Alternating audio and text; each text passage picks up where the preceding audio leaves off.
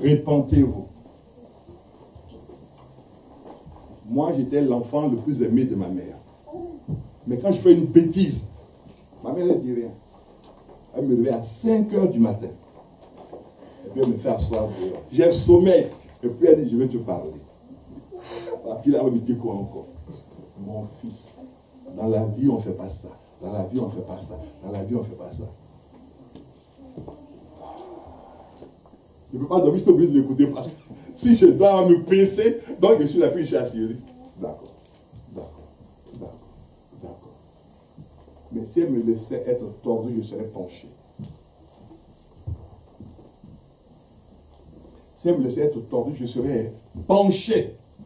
Parce que aimer son enfant, ce n'est pas le laisser faire tout et n'importe quoi.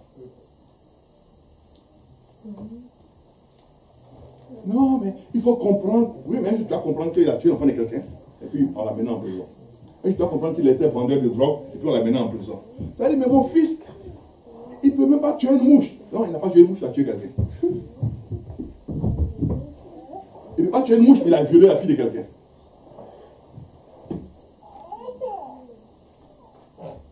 Si tu aimes ton enfant, reprends-le.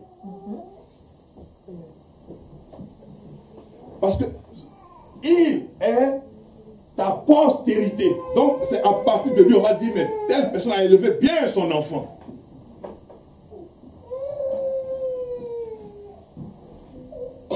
Reprends ton enfant. Dieu nous aime.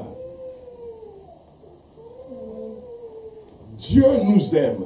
Parce que sans repentance, la bénédiction s'éloigne de toi. Sans changement de vie, la bénédiction de Dieu, la parole de Dieu s'éloigne de toi. Tu peux manger, dormir, mais sans repentance, la bénédiction de Dieu s'éloigne de toi. Je te le dis. Va demander à tout qui tu veux comme pasteur. S'il dit le contraire, c'est qu'il ment. S'il dit le contraire, c'est qu'il ment. Parce que Jésus l'a dit. Il dit, répentez-vous car le royaume des cieux est proche. Donc le royaume est proche, donc répands-toi. Parce que tu ne te répands pas, le royaume n'agit pas dans ta vie. C'est la repentance qui amène l'action du royaume dans la vie de quelqu'un. Repentez-vous, peuple de Dieu. Il faut changer votre manière de vivre avec Dieu. Moi, je vous ai dit, je n'ai pas été appelé pour venir prêcher la prospérité ou... Non, Dieu va vous bénir. Non, il ne m'a pas appelé à cela. Il m'a appelé à venir prêcher la parole de Dieu. Donc, il ne s'est pas flatté. Quand il me parlait, il ne m'a pas flatté. Il n'a pas dit, mon fils, tu es beau, tu es grand. Il a torturé mon cœur pendant des années. Donc, j'ai souffert pour tout ça. Donc, je ne vais pas venir flatter quelqu'un pour dire, ouais, mais tu sais que vraiment ta chevelure est belle. Quand c'est vilain, il te dit c'est vilain.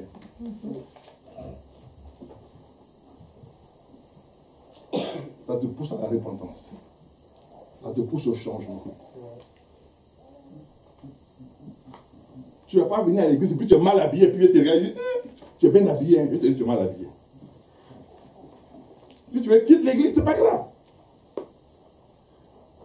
Mais si un pasteur te regarde mal habillé, puis te dit que tu es bien habillé, c'est qu'il ne t'aime pas. Et qu'il veut que tu sois perdu. Amène tout ce que tu veux, et puis lui va te dire que tu es bien habillé. Non. Il dit, répentez-vous. Change ta façon de vivre, ta façon de parler, ta façon de penser. Change-la. On dit, non, mais le pasteur, il est Dieu. Non. C'est parce que je vous aime que Dieu me donne des messages pour vous donner, pour que vous et moi, on nous changions. Si on veut vivre la gloire de Dieu sur cette terre-là, on doit changer.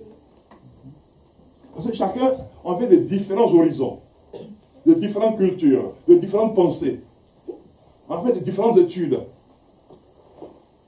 Mais la repentance, elle est une, elle est commune à tout le monde. La repentance est une, elle est commune à tout le monde. Comment se fait-il qu'il y a des églises où des gens font, et puis après ils sont tellement possédés que quand ils sortent, ils ne comprennent pas leur vie. Ils disent, mais c'est pas possible, mais je chante à l'église, je fais ceci, mais ma vie est bloquée partout. Mais pourquoi? Parce qu'on ne lui dit pas de se repentir. On ne lui dit pas de changer de vie. Change de vie. change de vie, change ta pensée, change ta manière de parler, change ta manière de te comporter. Mais les belles femmes, il y en a partout. Pourquoi nous tous, on ne va pas faire adultère? Parce que ça ne rapporte pas. La crainte de Dieu rapporte. Dis à ton voisin, la crainte de Dieu, ça rapporte.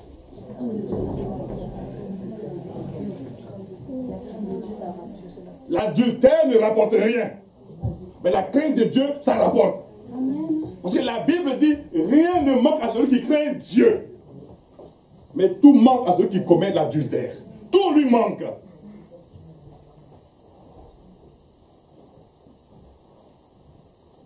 Aujourd'hui, on essaie de voir, on regarde sur Internet pour voir quelle église on va partir comme ça. Comme d'abord on est nombreux, comme ça si je viens, je suis caché dans la masse. Comme ça on ne voit pas que j'ai commis un péché. Comme ça on ne sait pas qu'est-ce que j'ai fait hier ou avant-hier. Comme si j'ai battu ma femme, ou si je l'ai piétiné, ou je l'ai bien insulté. Donc on est tous dans un ensemble, donc il n'y a pas de problème.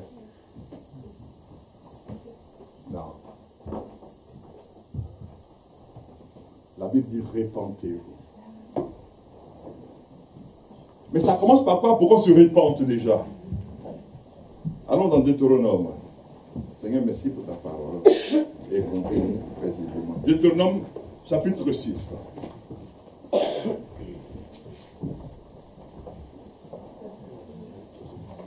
Deutéronome, chapitre 6.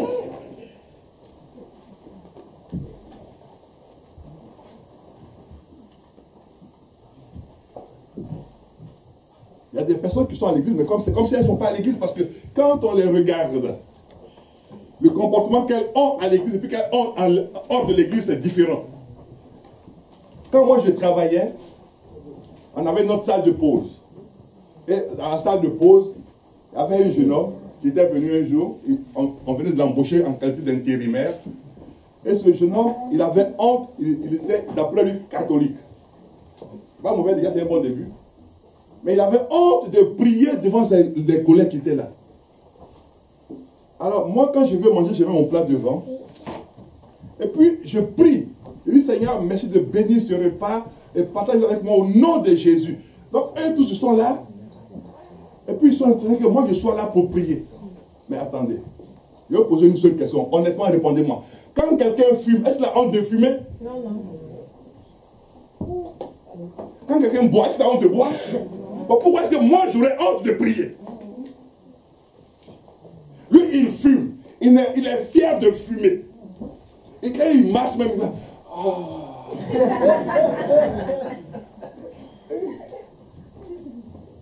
Il est fier de fumer. Et l'autre qui vient, qui boit, qui dit, ah, mais tu sais, j'ai été en boîte, j'ai pris jusqu'au coca, mais c'était vraiment merveilleux. Lui, il te parle de ce qu'il boit et puis il dit, c'est bon. Et moi, je vais avoir honte de prier devant ce gars-là. Non. Attendez. Mais c'est terrible ça. Et tu es chrétien.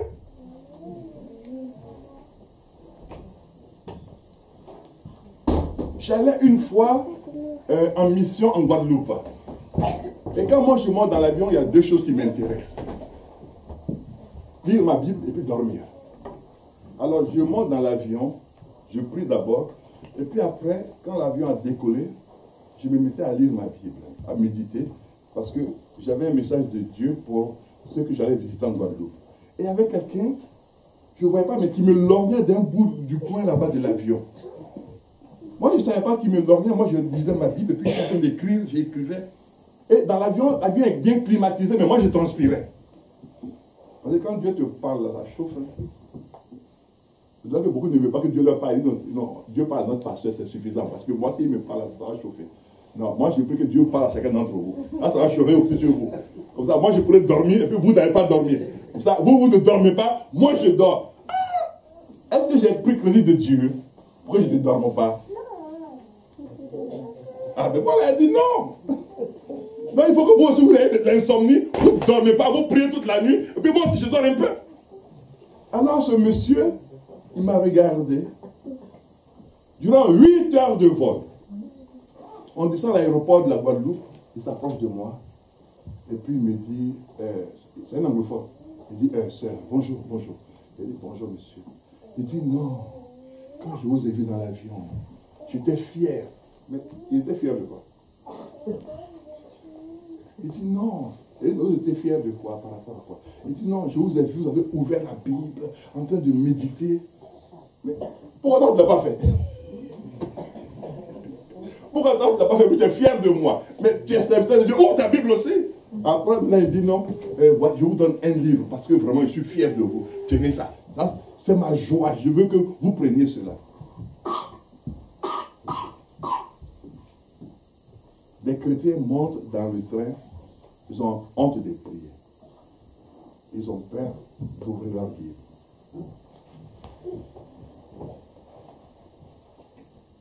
Pour nous tous qui sommes nés en Afrique, vous savez qu'en Afrique, quand le transport que tu prends appartient à un musulman, et que c'est l'heure de prière, il fait quoi?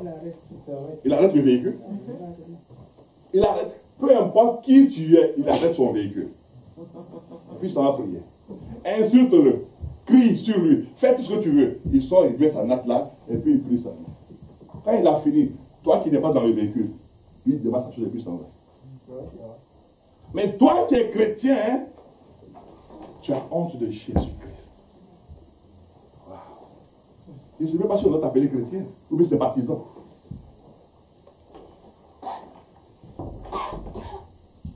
Je ne sais pas si on doit t'appeler chrétien ou c'est baptisant d'église. La Bible dit, répentez-vous. Change ta façon de penser. Change ta façon d'aimer Dieu. On n'aime pas Dieu dans la maison de Dieu. Ici, on est rassemblés pour adorer Dieu. On aime Dieu hors de l'église. Notre comportement doit se voir hors de l'église. C'est hors de l'église qu'on doit gagner des âmes. Mais pourquoi l'église est faible? Parce qu'on ne veut pas se repentir. On ne veut pas changer de vie. Se repentir, c'est changer de vie. C'est changer sa façon de penser, de réfléchir, de raisonner et de se projeter. Il faut changer. On veut que Dieu change à notre niveau. Qui es-tu toi pour que Dieu change à ton niveau?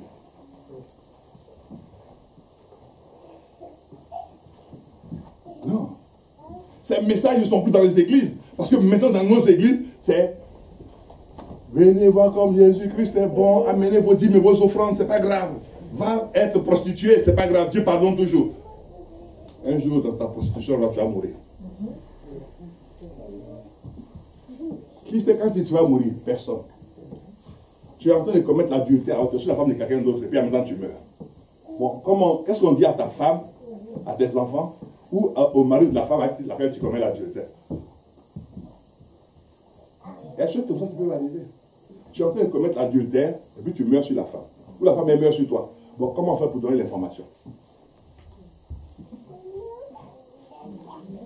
Oui. On va voir ton mari, on dit, bon, monsieur un tel, monsieur Gaspard, on est venu vous voir. Quelqu'un s'appelle Gaspard, il m'excuse quoi. Mais c'est pas parce que monsieur Gaspard est venu vous voir. On a vu Dakar, donc votre épouse à l'hôtel, je ne sais pas quoi.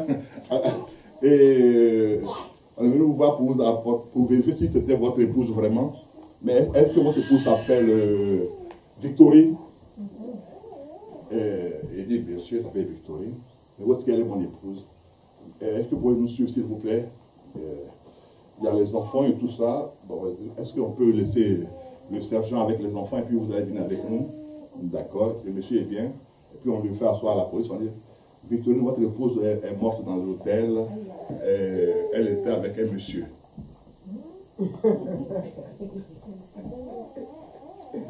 Ma femme, morte dans un hôtel avec un monsieur. Mais depuis 15 ans, c'est pas marqué sur le visage que quelqu'un a trompé son mari, que quelqu'un a trompé sa femme. C'est Dieu qui voit quand tu trompes. C'est Dieu qui voit quand tu te comportes mal. S'il ne t'a pas encore pris dans ce que tu fais comme mauvaise chose, alors le temps est venu pour toi de te repentir.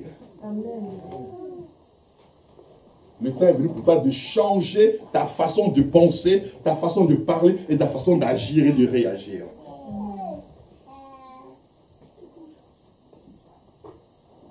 Parce que quand Victorine partait, elle ne savait pas qu'elle allait pour mourir. Hein. Elle était contente de trouver son mari. Et Gaspard aussi était content de tromper sa femme. Mais la mort avait rendez-vous avec eux. En tout temps, Gaspard est responsable dans une église. Alors on dit quoi maintenant à l'église? Bon, si on vient dire que Gaspard est mort, c'est normal, tout le monde meurt. Mais il est mort où? Et puis il est mort de quoi? Wow. Comme disent les cousins d'à côté, that is the question. Il est mort où? Hein, il était hospitalisé? Non. Il était malade avant? Non. Mais il est mort de crise cardiaque? Non. Mais il n'était pas malade. Il n'est pas mort de crise cardiaque. Il est mort d'un AVC? Parce qu'on sait que c'est fulgurant? Non. Mais il est mort dans quel hôpital? Gaspard est mort à l'hôtel. Quoi? Il travaille à l'hôtel? Non. Mais il faisait quoi à l'hôtel?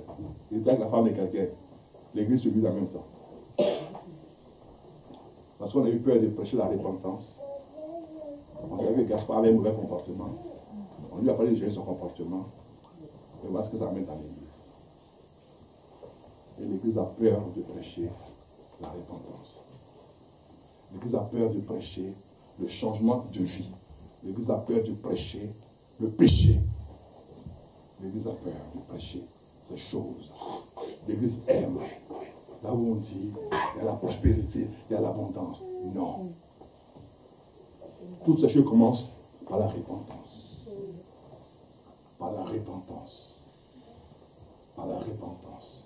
Allons dans la parole de Dieu, dans Deutéronome 6, qui dit ceci. Tu aimeras l'Éternel ton Dieu de tout ton cœur. 1. De toute ton âme. 2. Et de toute ta force.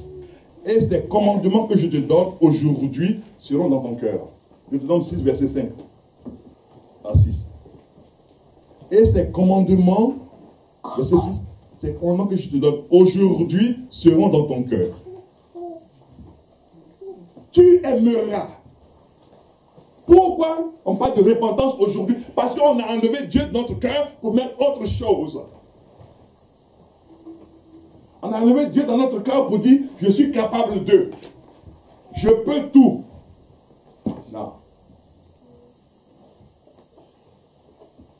Il y a des gens qui pensent que quand ils ne sont pas quelque part, les choses ne peuvent pas se faire. C'est faux. La personne indispensable à l'église s'appelle le Saint-Esprit. Quelle que soit la capacité que tu peux avoir, quelle que soit la beauté de la voix que tu peux avoir, quelle que soit la dextérité des instruments que tu peux avoir, tu n'es pas mieux que le Saint-Esprit. Quelle que soit l'intelligence que tu peux avoir pour lire la parole, tout cela te vient du Saint-Esprit. Donc toi, tu n'es pas indispensable. Et comme tu n'es pas indispensable, la Bible dit, répands-toi.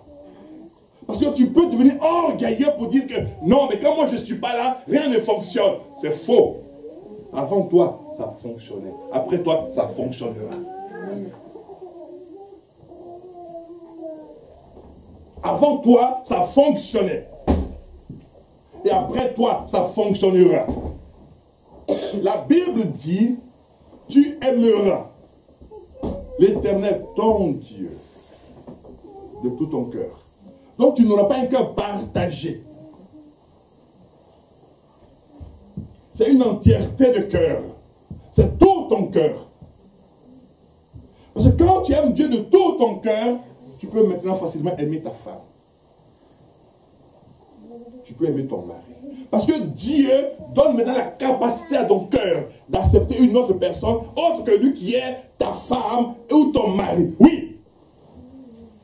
Mais tant que Dieu n'est pas rempli dans ton cœur, tu auras du mal à aimer ta femme, tu auras du mal à aimer ton mari. Parce que ton cœur sera un cœur partagé. Pourquoi on a des cœurs partagés? Parce que Dieu n'est pas totalement dans nos cœurs. Si Dieu remplit ton cœur, tu auras la facilité d'aimer ta femme. Et tu auras la facilité d'aimer ton mari. Et tu auras la haine même de faire du mal à ta femme ou à ton mari.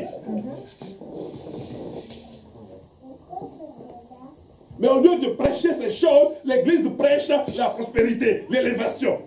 Et puis on vit dans la débauche, mais ce n'est pas grave. Dieu pardonne toujours. Souvenez-vous d'une chose. Au temps de Noé, Dieu avait pardonné. Et il en avait marre de pardonner. Et il a dit à Noé, fais l'arche. L'arche a pris du temps, afin que l'arche serve de témoignage. Pendant que Noé construisait l'arche, les gens riaient. Donc quand toi tu seras en train de changer de vie, des gens vont rire. Accepte qu'ils rient. Accepte qu'ils se moquent de toi. Et je te dis une chose. Ceux qui auront ri de toi, un jour viendront. Des jours viendront où ils viendront taper à la porte de l'arche de ta maison. Ils disent, on a besoin de toi pour prier pour nous. On a besoin de toi parce que ça ne va pas. On a besoin de toi. Parce que ta maison sera devenue l'arche de Dieu. Et ils viendront maintenant pour taper à la porte pour dire, on a besoin de prières. Parce que ça ne va pas chez nous à la maison. Oui, tant que tu ne te répands pas, la chose ne pourra pas arriver. C'est vrai.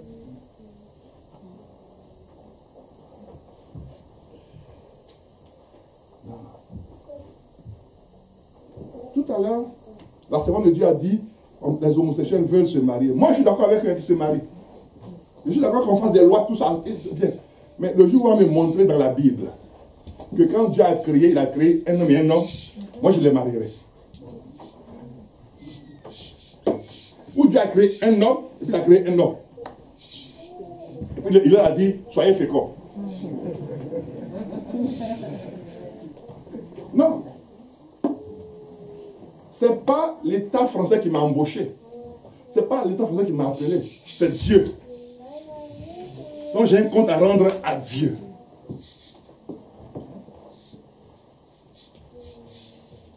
J'ai un compte à rendre à Dieu. On peut dire, non, comme vous ne voulez pas prêcher ceci, vous ne voulez pas dire ça, vous ne prêchez plus. Je prêcherai. Vous êtes capable de me faire un autre. Bon, attends, tu me tues une fois, là, tu vas me tuer deux fois encore. Bon, attends, tu m'as tué, je suis moi, puis tu dis, bon, on va le réveiller, puis on le tue encore, ça, il va souffrir.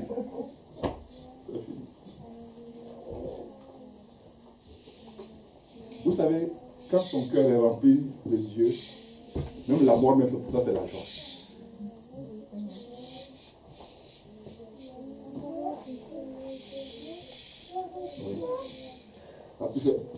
Non. Des gens ont quitté l'Afrique pour aller en URSS, pour aller voir les soviétiques, parce qu'ils étaient socialistes. Ils voulaient aller voir là-bas. Les gens ont quitté l'Afrique pour aller à Cuba, pour aller voir Fidel Castro. Ils étaient contents. Mais moi, je serais content d'aller voir mon Jésus. Alléluia. Je serais content d'aller le voir. Je parlais de toi, maintenant je te vois face à face. Non, Seigneur, merci. Au moins, je suis rentré à la maison. Est-ce que vous vous rendez compte que les gens payent leur billet d'avion pour aller voir Fidel Castro? Il va leur apporter.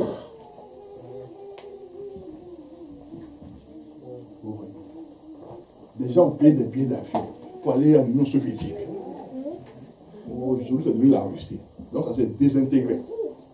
Mais mon Dieu, personne ne peut le désintégrer. C'est lui qui désintègre tout. Amen. La Bible dit, tu aimeras le Seigneur ton Dieu de tout ton cœur. De tout ton cœur. Ce n'est pas une partie de ton cœur. Et puis tu laisses l'os maintenant pour la fraude. Tu laisses l'os maintenant pour l'orgueil. Tu laisses maintenant pour ta prétention. Tu laisses maintenant. Et puis, si Dieu n'est pas totalement dans ton cœur, il n'est même pas dedans. Là, je te donne l'information. Si Dieu n'est pas totalement quelque part, il n'est pas là-bas. Si quelqu'un te dit que non, mais tu sais que tu es un enfant de Dieu, parce que si Dieu n'est pas totalement quelque part, il n'est pas là. Dieu n'est pas un autostoppeur. Ça veut dire que Dieu, on ne le prend pas en cours de route.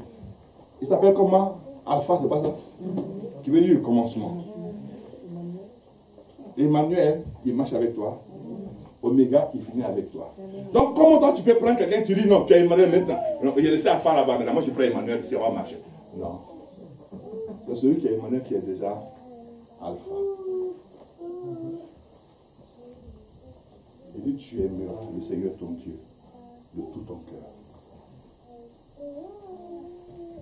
Ça, aimer Dieu amortit les coups quand on te donne des coups dans ton cœur. La présence de Dieu amortit toutes les mauvaises paroles que tu reçois. Parce qu'il dit, il faut aimer Dieu de tout ton cœur. Quand je vois des chrétiens qui sont rancuniers, c'est terrible. Il faut monter leur attention pour rien. Non, Mais tu n'as pas vu, mon mari m'a parlé mal. Mais aime Dieu. Si tu aimes Dieu, toutes les mauvaises paroles vont glisser sur ton cœur. Rien ne rentrera parce que Dieu couvre ton cœur. Mais tu laisses un peu. Mais le peu que tu laisses là, les mauvaises paroles arrivent à passer dedans. Oui. Parce que quand tu aimes Dieu, les hommes vont t'appeler tu es un mouton, c'est pas grave. Oui, mais tu es bête, hein, c'est pas grave. Ça t'enlève quoi? Bon, moi, on m'a traité de tous ces noms-là. Bon, voici, ici il y a combien de doigts? Il y en a 5. Ici il y en a 5. Donc je n'ai perdu aucun doigt. Donc dans toutes les injures, je n'ai perdu aucun doigt. Bon, ça m'a enlevé quoi? Rien du tout. Donc aime Dieu de tout ton cœur. Et Dieu protégera ton cœur. Aime Dieu. Des gens voudront te faire du mal. Aime Dieu. C'est la sécurité pour ton propre cœur. Aime Dieu. C'est la sécurité pour ta tension artérielle. Aime Dieu.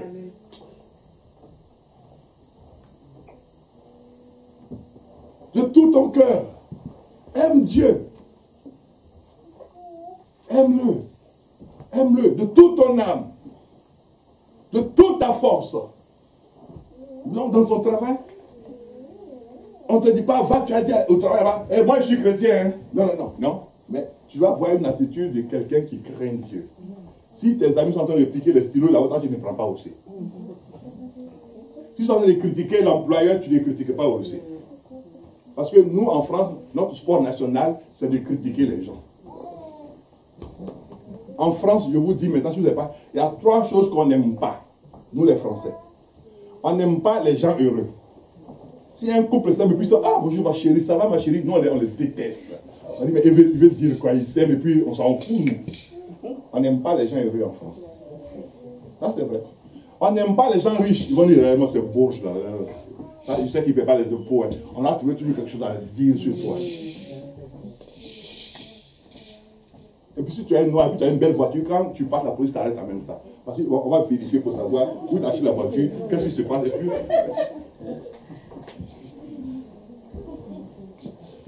Non, il y a longtemps que je suis dans ce pays. J'ai dit, étudier ici, je ne suis pas arrivé hier, je suis arrivé à longtemps. Maintenant, si tu deviens vieux, alors là, on t'aime pas. On dit, cette vieille peau là.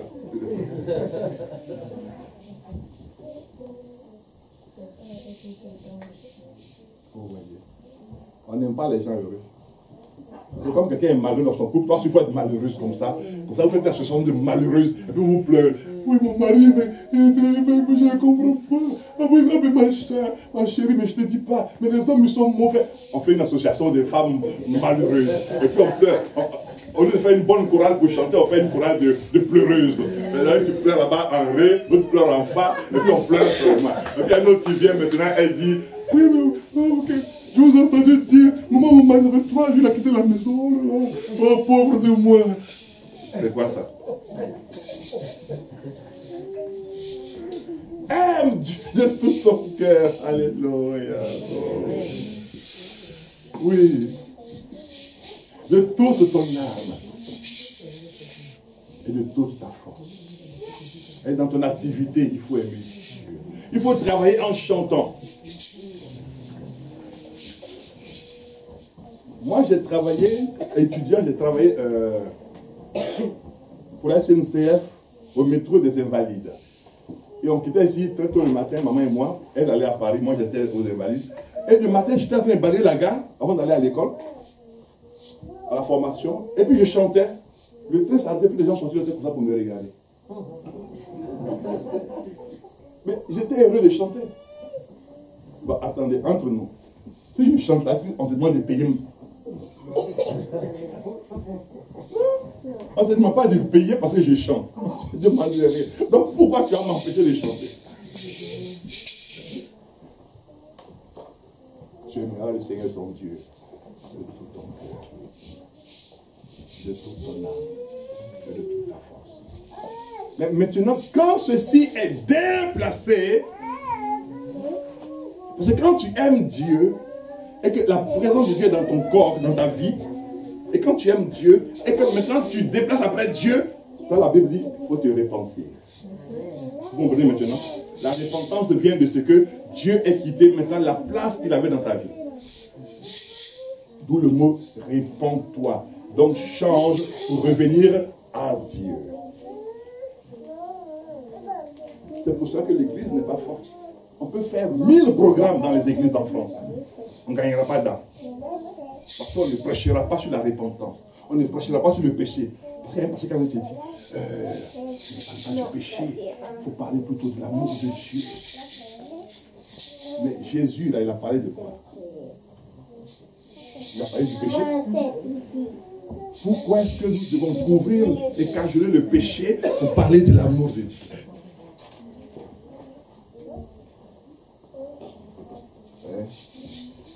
C'est comme l'histoire que ma mère m'a racontée. Elle dit, on va aller dans Luc 3, elle dit, bon, à l'époque où elle est née, il n'y avait pas d'électricité en Côte d'Ivoire, en tant que telle. Donc, dans son village natal, elle avait une plaie sur son pied droit. Et il n'y avait pas de courant, il n'y avait pas de lampe tempête. Et maintenant, son père veut soigner son pied. Et ma mère donne la plaie sur le pied droit, et puis elle donne le pied gauche. Voilà, et puis maintenant son père il chauffe l'eau, comme on fait chez nous, et puis il soigne le pied gauche, où il n'y a pas la plaie, puis il crie, aïe, aïe, aïe. Son père dit, attends, c'est le pied où il y a la plaie que je suis en train d'appuyer, puis tu cries, aïe, aïe. Bon, c'est pas grave, j'ai déjà beaucoup appuyé sur le pied gauche, là, où il y a la plaie. D'abord le pied droit, il n'y a pas la plaie maintenant. Donc quand il a pris le pied droit, il a mis le cri, il dit, ah, mais pourquoi tu cries? Parce qu'ici, il n'y a pas de plaie.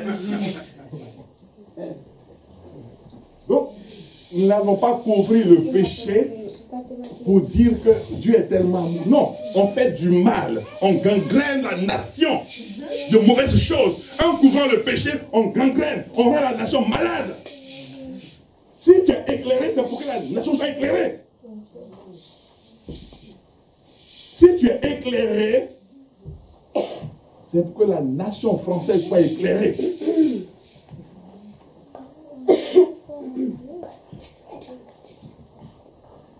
C'est pour que la nation soit éclairée. La Bible dit, lève-toi et sois éclairé. Pour faire quoi? Pour éclairer les autres. Pas pour te compromettre avec les autres. Aujourd'hui dans l'église, il y a toutes sortes de modes, toutes sortes de coiffures, toutes sortes de phases. Et on regarde les chanteuses du monde là. Comment on les appelle? Les Rihanna, Beyoncé, tout ce monde là. On les regarde, il faut une coiffure, puis on coupe ici là. Oh, l'église est dans des gens qui viennent à l'église, ils ont coupé au milieu de la vie, ils arrivent ici là. Vous ne savez pas que ce sont des alliances démoniaques. Toi, tu peux aussi les démons pour venir sur toi. Et puis après, on prie, et puis tu tombes tout le temps. On dit, ah, mais qu'est-ce qui se passe? Tu as pris un démon depuis son alliance là-bas. Vous ne savez pas que les gens font des alliances? Mais tu as la meilleure des alliances en Jésus-Christ. Et quand tu quittes cette alliance, pour aller te mettre dans une alliance démoniaque. Voilà. Comme il y a tel star qui a porté un vêtement qui est transparent. Oh, qu'est-ce que ça a mis ses formes en valeur. Mais moi, si je veux mettre mes formes en valeur, moi, si je viens à l'église, hein, je ne sais pas que tu es en train de t'habiller de la sirène des eaux en même temps. Et puis tu as venu fatiguer les pasteurs pour prier pour toi. Et puis tu vas chasser les sirènes des eaux sur ta vie. Ah, ayez pitié de vous-même aussi.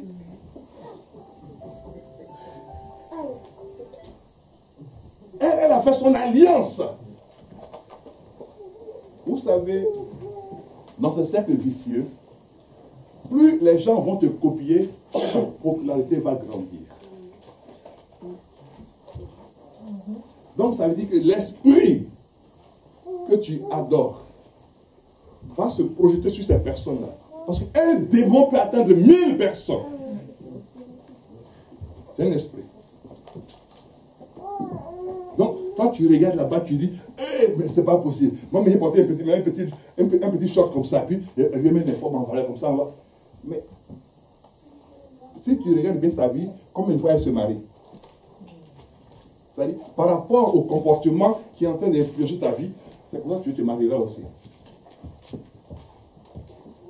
Mais non, papa même il est ringard, il ne sait pas que maintenant c'est notre mode. Mais moi aussi je suis au temps de la mode. La mode c'est quelque chose qui est culturel, qui se fait dans un temps donné. Celui qui est même né en 40, là-bas il y avait une mode aussi en 40. En 50 il y avait une mode. Donc si toi tu penses que tu es plus dans la mode que ceux qui sont nés avant toi, tu te trompes. Mais la Bible dit, tout m'est permis, que tout est utile. je vais regarder, vous ressemblez à quelqu'un que je sais que celle-là, elle ne chante pas la gloire de Dieu. Regardez comment ces personnes finissent. Elles ont presque toutes commencé à chanter à l'église. Et elles ont vu qu'elles n'avaient pas de succès à l'église, elles sont allées dans le monde. Elles ont eu de succès, mais elles ont toujours leur fin. La Bible ne dit-elle pas que la fin d'une chose vaut mieux que son commencement? Mais regardez leur fin. Regardez comment ces personnes finissent. Regardez comment ces personnes finissent. Regardez la désolation qui les entoure quand elles finissent. Regardez la tragédie qui les entoure quand elles finissent.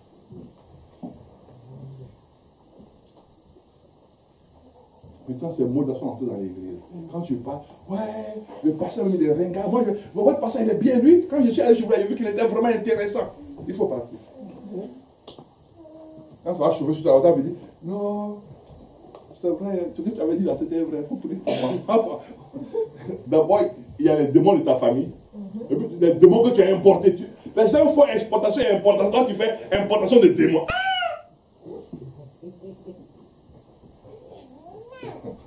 Les gens font importation et exportation. Le business d'import-export. Toi, tu fais maintenant un business pour importer des démons. Tu dis,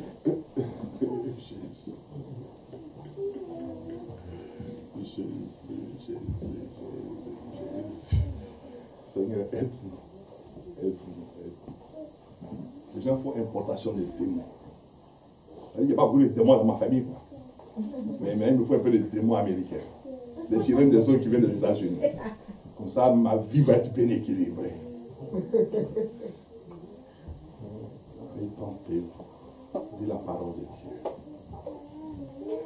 Allons dans Luc 3.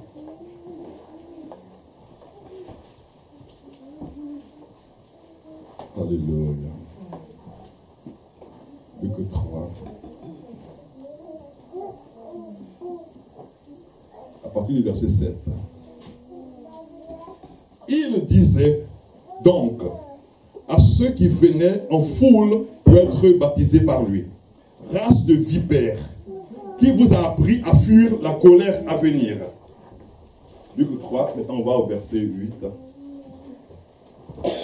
Produisez donc des fruits dignes de la repentance et ne vous mettez pas à dire en vous-même, nous avons pour père Abraham.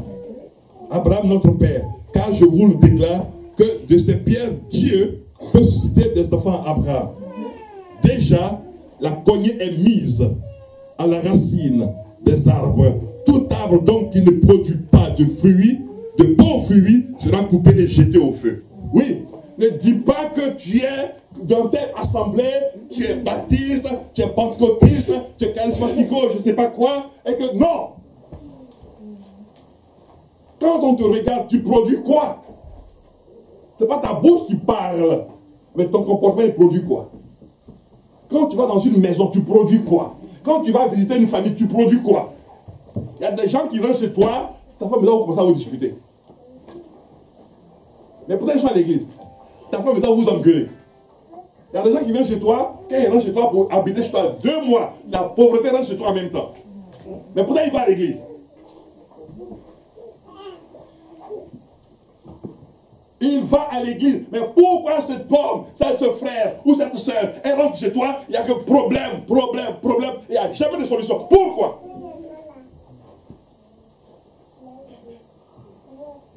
Parce que tu rentres dans la maison de ton frère avec ton chargement, ton importation de démons. Ton importation de démons. Tu rentres chez ta soeur, elle était d'abord dans des problèmes, mais ta présence amplifie les problèmes. Son couple en prend un coup encore. Et toi, tu n'es même pas là pour prier avec eux. Et oui, tu es là pour envenimer les choses. Repentez-vous, dit la parole de Dieu.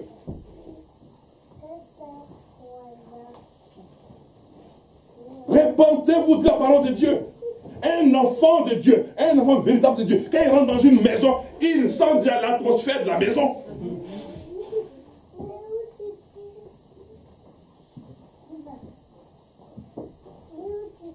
Un enfant de Dieu, un vrai serviteur de Jésus-Christ, quand il rentre dans une maison, il sent déjà l'atmosphère de la maison. a des gens qui peuvent se laver de parfum, mais ils sentent mauvais. Ils sentent très mauvais. Ils ont une odeur de putréfaction, c'est-à-dire la pourriture. Parce qu'on peut mettre cela sur toi. C'est vrai, la Bible dit que tu dois aimer d'abord le Seigneur de tout ton cœur. Parce que l'amour qui se manifeste à l'intérieur va commencer à délier ta vie.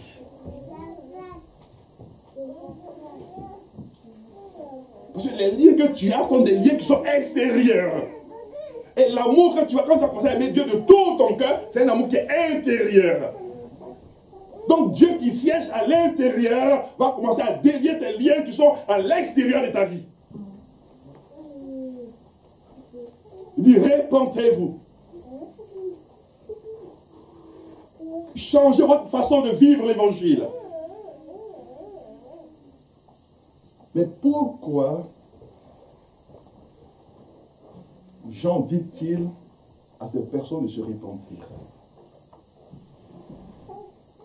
Et puis il a dit, bah venez. Et puis il a dit, repentez-vous. Parce qu'ils avaient la parole.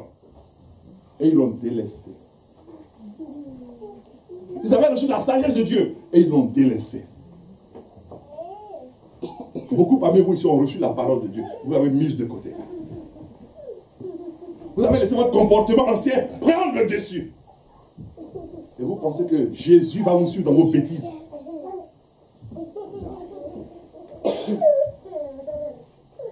La Bible dit dans Romains, toute autorité vient de Dieu. Mais il y a un roi qui s'est levé dans l'Acte des Apôtres. Quand il a parlé, il a harangué la foule. Et le peuple a dit, voix d'un Dieu et non d'un homme. L'ange l'a frappé en même temps. Donc c'est Dieu qui élève, c'est Dieu qui abaisse. Si tu crois que tu es quelqu'un, je t'informe que tu n'es rien, tu n'as rien, tu ne vaux rien. La Bible dit, répentez-vous. Il dit, répentez-vous et produisez des fruits dignes. Donc change ta manière de concevoir l'église, l'adoration de Dieu. Change-la. Ne sois pas un églisien. Églisien, c'est quelqu'un qui est abonné à une église, et puis il est abonné aux églises, et puis il va à l'église, et puis quand il sort, maintenant il a son comportement. Il se mélange ici, après il dit, il est d'aller à l'église, bon ok, on va à l'église, et puis après, bon j'arrive, après l'église, on se voit, d'accord? Ok, après l'église, il vient. Parce que la Bible dit, si quelqu'un est en Christ, il est une nouvelle création. Mais un églisien, lui, il reste toujours églisien. Quand il vient à l'église, il voit les défauts des autres, il dit, non, c'est pas possible. Mais comment celui-là se comporte? Comment celui-là se comporte? C'est ça les églysiens. Parce qu'un enfant de Dieu, quand il voit qu'une chose ne va pas, il se met à faire une seule chose, à prier. À prier. Et non pas à critiquer. Et non pas à murmurer. À prier. Et non pas à dire que, mais si bon, on m'avait mis là, oh, la chose aurait été bien faite. Il y a un pasteur qui avait dans son assemblée quelqu'un qui pensait qu'il pouvait prêcher mieux que lui. Et chaque fois, il dit, non, mais c'est lui que le pasteur va me laisser prêcher. Vous allez voir ce que vous n'avez jamais vu. Vous allez entendre ce que vous n'avez jamais entendu. Bon, le pasteur était fatigué d'entendre toujours la même rengaine. Parce qu'il y en a qui pensent qu'ils ont des capacités plus que les autres. Moi, j'ai fui la prédication. Voilà ma femme, voilà, Tata Margaret qui est là. J'ai fui tout ça. Et puis Dieu allait me chercher en Italie pour me ramener. J'ai fui tout ça. Et il a dit qu'il va prêcher. Alors le jour où il devait prêcher, le modérateur est venu. Il dit non, aujourd'hui. Alléluia, aujourd'hui, alléluia, aujourd'hui c'est un grand jour, aujourd'hui non, Dieu va nous parler, aujourd'hui non, Dieu va agir, aujourd'hui non, Dieu va te toucher, aujourd'hui non, Dieu va faire quelque chose, oh, c'est que tu n'as jamais entendu, tu vas entendre ça aujourd'hui, le peuple crie, amen, c'est pas d'hypocrite là. Vous voyez comment on embarque le peuple facilement. Le peuple crie, amen. Et maintenant, le temps de la parole est venu. On va donner le micro. Et puis après le micro. Alléluia, amen, alléluia, amen, alléluia, amen. Pendant 15 minutes, alléluia, amen.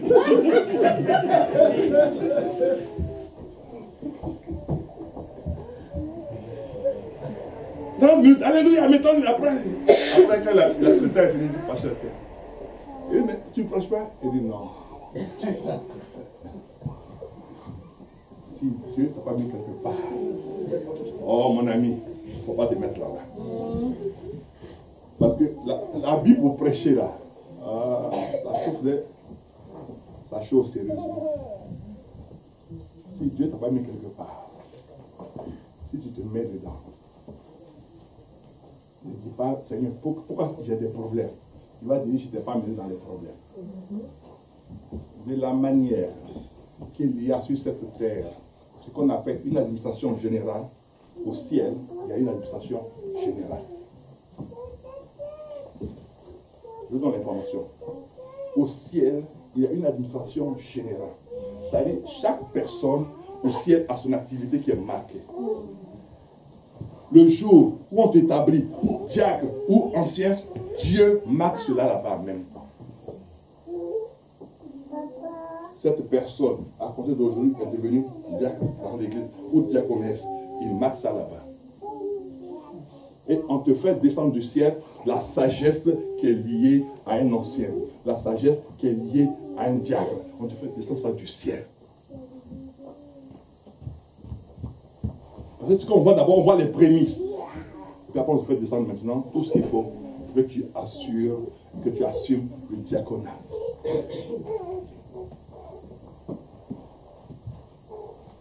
Oui. Bien-aimé. Il dit, répentez-vous. Répentez-vous. Et produisez des fruits dignes.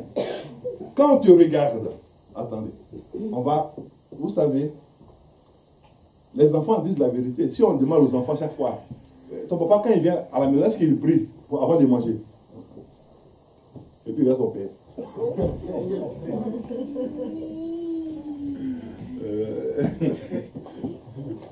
Il reste son père.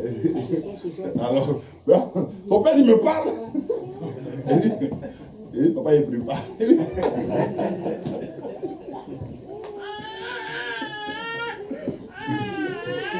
Ou bien, il a fait comme moi. Quand j'étais tout petit à Abidjan, mon grand frère était à l'école de gendarmerie. Donc, on avait dans notre parcelle une cour qui était à côté